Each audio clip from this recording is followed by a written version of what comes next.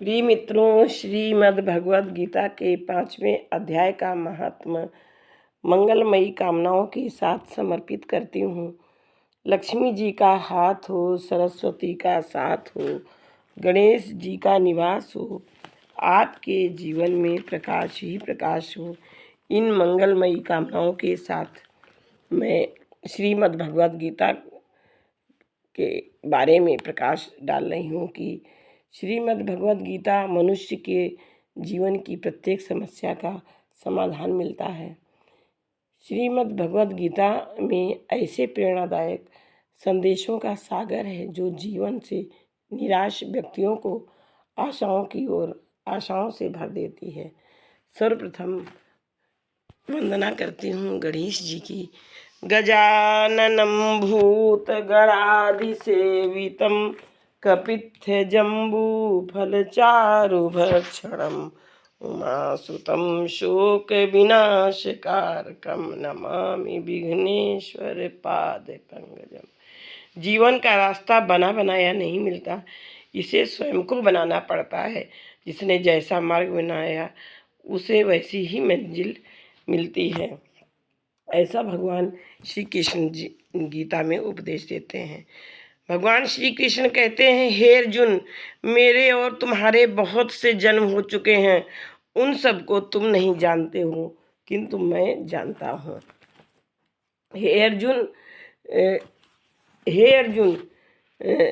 जो मनुष्य मेरे जन्म और कर्म दिव्य और अलौकिक हैं, इस प्रकार जो मनुष्य तत्व से जान लेता है वह शरीर को त्याग कर पुनः जन्म को प्राप्त नहीं होता। हे अर्जुन, कर्म का स्वरूप भी जानना चाहिए और अकर्म का स्वरूप भी जानना चाहिए, क्योंकि कर्म की गति बहुत ही गहन है। जो मनुष्य शुद्ध चित्त होकर प्रेम पूर्वक इस पवित्र गीता शास्त्र का पाठ करता है या सुनता है, वह भय और शोक आदि से रहित होकर विष्णु धाम को प्राप्त कर लेता है। जो मनुष्य सदा गीता का पाठ करने वाला है तथा प्राणायाम में रत रहता है, उसके इस जन्म और पूर्व जन्म के किए हुए समस्त पाप निसंदेह नष्ट हो जाते हैं। हे अर्जुन, जो भक्त मुझे जिस प्रकार भजते हैं मैं भी उनको उसी प्रकार भजता हूँ, क्योंकि सभी मनुष्य सब प्रकार से मेरे ही मार्ग का अनुसरण करते हैं। इस प्रकार से हे देवकी नंदन, भगवान श्री कृष्ण का कहा हुआ श्रीमद् भागवत गीता ही एकमात्र उत्तम शास्त्र है। भगवान देवकी नंदन ही एकमात्र महान देवता हैं, उनके नाम ही एकमात्र मंत्र हैं और उनकी सेवा ही एकमात्र कर्म है। जल में प्रतिदिन किया हुआ स्नान मनुष्यों के केवल शारीरिक मल का नाश करता है, परंतु गीता ज्ञान रूप जल में एक बार भी किया हुआ स्नान संसार मल को नष्ट करने वाला है। हे कृष्ण, आप कर्मों के संन्यास की और फिर कर्म योग की प्रशंसा करते हैं, इसलिए परंतु उन दोनों में भी कर्म संन्यास से कर्म योग साधन में सुगम होने से श्रेष्ठ है। अर्जुन, भगवान श्री कृष्ण कहते हैं कि हे अर्जुन, कर्म संन्यास और कर्म योग ये दोनों ही परम कल्याण के करने वाले हैं, परंतु उन दोनों में भी कर्म संन्यास से कर्म योग साधन में सुगम होने से श्रेष्ठ है। इस प्रकार भगवान श्री कृष्ण गीता में श्रीमद् भगवद गीता में बताते हैं।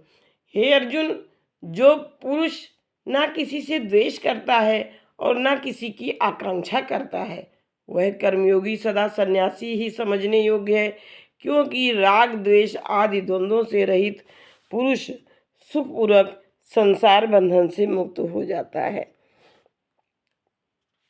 उपर्युक्त संन्यास और कर्मयोग को मूर्ख लोग पृथक पृथक फल देने वाले कहते हैं, न कि पंडित जन, क्योंकि दोनों में से एक में भी सम्यक प्रकार से स्थित पुरुष दोनों के फल रूप परमात्मा को प्राप्त होता है।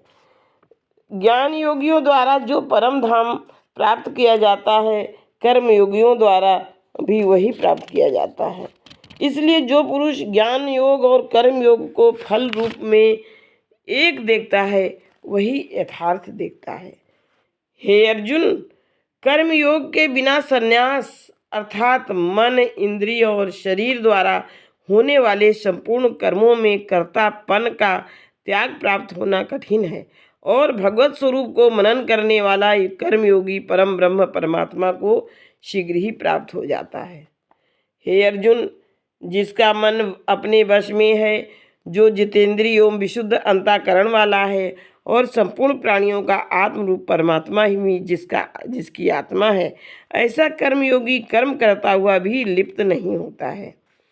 हे अर्जुन, तत्व को जानने वाला सांख्य योगी तो देखता हुआ, सुनता हुआ, स्पर्श करता हुआ, सूंघता हुआ, भोजन करता हुआ, गमन करता हुआ, सोता हुआ, श्वास लेता हुआ, बोलता हुआ, त्यागता हुआ, ग्रहण करता हुआ तथा आँखों को खोलता और मूंदता हुआ भी सब इंद्रियां अपने अपने अर्थों में बरत रही हैं। इस प्रकार समझकर निसंदेह ऐसा माने कि मैं कुछ भी नहीं करता हूँ। हे अर्जुन, जो पुरुष सब कर्मों को परमात्मा में अर्पण करके और आसक्ति को त्याग कर कर्म करता है, वह पुरुष जल से कमल के पत्ते की भांति पाप से लिप्त नहीं होता है।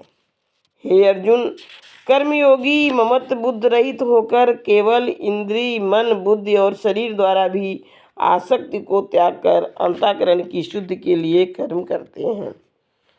भगवान श्री कृष्ण पुनः कहते हैं कि हे अर्जुन, कर्मयोगी कर्मों के फल का त्याग करके भगवत प्राप्ति रूप शांति को प्राप्त होता है और सकाम पुरुष कामना की प्रेरणा से फल में आसक्त होकर बंधता है। हे अर्जुन, अंतःकरण जिसके वश में है, ऐसा सांख्य योग का आचरण करने वाला पुरुष न करता हुआ और न करवाता हुआ ही 9 द्वारों वाले शरीर रूप घर में सब कर्मों को मन से त्याग कर आनंद पूर्वक सच्चिदानंद घन परमात्मा के स्वरूप में स्थित रहता है। परमेश्वर मनुष्यों के ना तो कर्तापन की, न कर्मों की और न कर्म फल के संयोग की ही रचना करते हैं, किंतु स्वभाव ही सब बरता रहे हैं। हे अर्जुन, सर्वव्यापी परमेश्वर भी ना किसी के पाप कर्म को और ना किसी के शुभ कर्म को ही ग्रहण करते हैं, किंतु अज्ञान के द्वारा ज्ञान ढका हुआ है, उसी से सब अज्ञानी मनुष्य मोहित हो रहे हैं। हे अर्जुन, जिनका वह अज्ञान परमात्मा के तत्व ज्ञान द्वारा नष्ट कर दिया गया है, उनका वह ज्ञान सूर्य के सदृश उस सच्चिदानंद घन परमात्मा को प्रकाशित कर देता है। जिनका मन तद्रूप हो रहा है, जिनकी बुद्धि तद्रूप हो रही है और सच्चिदानंद घन परमात्मा में ही जिनकी निरंतर एक ही भाव से स्थिति है, ऐसे तत्परायण पुरुष ज्ञान के द्वारा पाप रहित होकर अपुनरावृत्ति को अर्थात परम गति को प्राप्त होते हैं। हे अर्जुन, वे ज्ञानी जन विद्या और विनय युक्त ब्राह्मण में तथा गौ, हाथी, कुत्ते और चांडाल में भी समदर्शी ही होते हैं। हे अर्जुन, जिनका मन संभाव में स्थित है, उनके द्वारा इस जीवित अवस्था में ही संपूर्ण संसार जीत लिया गया है, क्योंकि सच्चिदानंद घन परमात्मा निर्दोष और सम है, इससे वे सच्चिदानंद घन परमात्मा में ही स्थित हैं।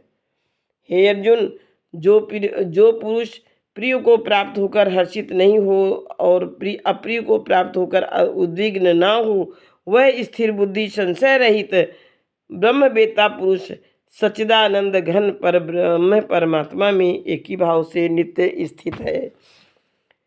हे अर्जुन, बाहर के विषयों में आसक्ति रहित अंतःकरण वाला साधक आत्मा में स्थित जो ध्यान जनित सात्विक आनंद है, उसको प्राप्त होता है। इसके बाद वह सच्चिदानंद घन पर ब्रह्म परमात्मा के ध्यान रूप योग में अभिन्न भाव से स्थित पुरुष अक्षय आनंद का अनुभव करता है। जो ये इंद्रिय तथा विषयों के संयोग से उत्पन्न होने वाले सब भोग हैं, यद्यपि विषय ही पुरुषों को सुख रूप भासते हैं, तो भी दुख के ही हेतु हैं और आदि अंत वाले अर्थात अनित्य हैं। इसलिए हे अर्जुन, बुद्धिमान विवेकी पुरुष उनमें नहीं मरता है। हे अर्जुन, जो साधक इस मनुष्य शरीर में शरीर का नाश होने से पहले ही काम क्रोध से उत्पन्न होने वाले वेग को सहन करने में समर्थ हो जाता है, वही पुरुष योगी है और वही सुखी है। हे अर्जुन, जो पुरुष अंतरात्मा में ही सुख वाला है, आत्मा में ही रमण करने वाला है, ऐसा कर्म योगी मुझे बहुत प्रिय है।